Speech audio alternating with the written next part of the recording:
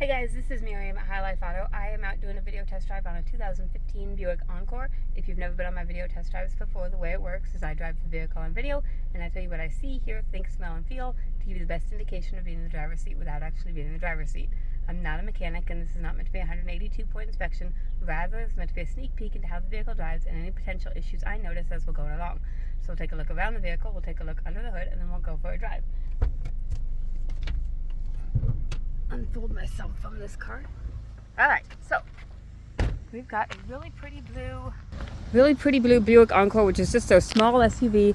It's got a couple little things going on with it, but you know, what car doesn't? So the biggest thing you'll see when you see this is the paint thing. And I don't know what's going on with it. Some manufacturers just had a certain year or a certain color that just peeled paint. And I don't know if it's this year, this color, whatever it is.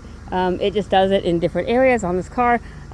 We did get a quote from a body guy to do it. He could fix the entire car for about $1,200. You know, I don't know if it's something you want to do. If the car runs good, you know, for all I care, you know, just drive it the way it is. But some people do want it to look, you know, look really nice. So you just have the paint peeling, you know, kind of like right here. Or you could be creative and, you know, put some stickers, like some flower stickers on there or something. I don't know. The tires are probably about 50%. Other than the paint peeling, it looks pretty decent as far as, you know, rust. Shouldn't really have much rust on it. It came from San Antonio, so really there's no rust down there. But you've got the paint issues here. You've got it there. And I like I said, I really don't know what caused it other than just something that happened with the manufacturer from that year. Interior is just black cloth. It's kind of the vinyl trimmed cloth. Pretty good condition.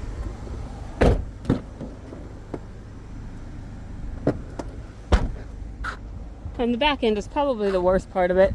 I'm sure there's got to be a way to, you know, stop it, clean it up other than painting it. But, you know, I don't know off the top of my head. I'm not really a paint person. Here's the back end. Those seats fold down for storage.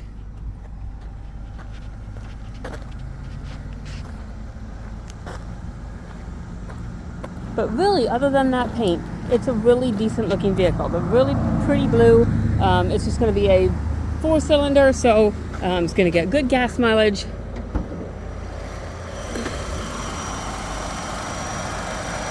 It's your little Ecotech, probably a 1.4 would be my guess.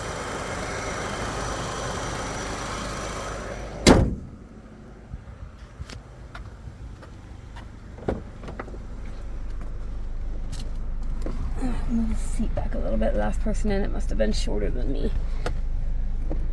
Alright, so another cool thing about this is that it has only 107,000 miles on here. So just right over 100,000 miles. A lot of people come in, they're wanting low miles. This is about as low as it gets. I mean, we got a car right now with like 89, but for the most part, we don't get cars with low miles like this. And to come from San Antonio, so with virtually no rust, that's two really positive things on this. So there's that. No check engine lights at the moment, but I know that when it came in from the auction, there were some like intake air manifold. I'd have to look at the auction thing. It's like it was a little vacuum line up near the intake air manifold thing. Sometimes it comes a little bit loose. I'd have to look. So right now there's no check engine lights on. If they do come on, I'll pull them. But yeah, they're just like O2 sensor, intake air manifold, vacuum line type stuff. So we've got up here radio works. Got the air conditioning on and the air conditioning works, thank God. I think we've got a backup camera on there. Let's see. There we go. We've got a backup camera on there. Our windows, driver's side window works, passenger side window works, rear passenger side window works, and rear driver's side window works. So we will go and take it for, let me go and drive and not reverse. And this also has the manual mode. I've had a lot of people, when they drive some of these cars, they've got the manual mode that's just straight down. And so they'll go all the way down into manual mode, and then they'll start driving up the hill, and it doesn't shift out of first gear. And they're like, why isn't the car shifting? Because it does have the manual mode with the toggle switches right there, and then drive is right there. So most cars, they've got the manual mode that shifts over to, you know, the right or left, so you can't accidentally shift into manual mode.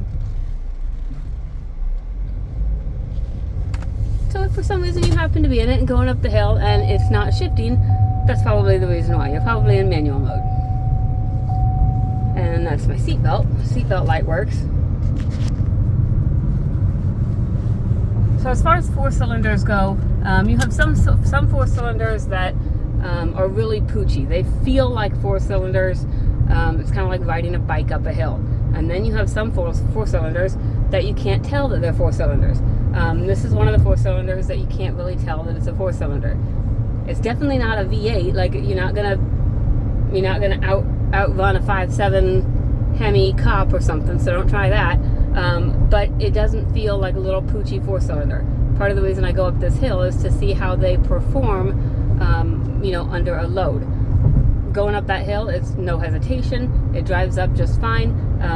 Most of these 1.4s, they have a turbo with them, and so that's what makes it feel like a stronger motor than it is, than a little 4 cylinder. It drives really well. I don't hear any suspension noise. It's driving smooth.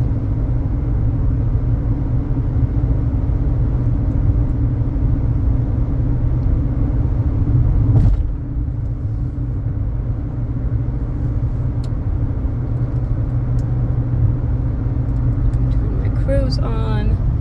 You see my cruise is set at 65. Left turn signal works. Right turn signal works.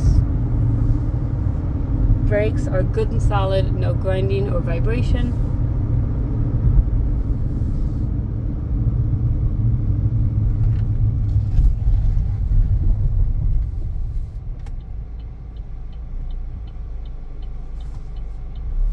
That blessed AC. Makes me not want to get out of the car. So I really think that's it for the most part. I think the biggest thing on this is your paint. If you can get over the paint peeling, or if you have a little bit of extra money in your budget to get that done, or maybe you have the ability to get it done even cheaper than I do, this might be a really good option for you. It's a 4 cylinder, so it's going to get you good gas mileage. It can still haul a small family. It has some room in the back for some storage. If you got any questions, my cell phone is 309-267-7200. Thanks, guys.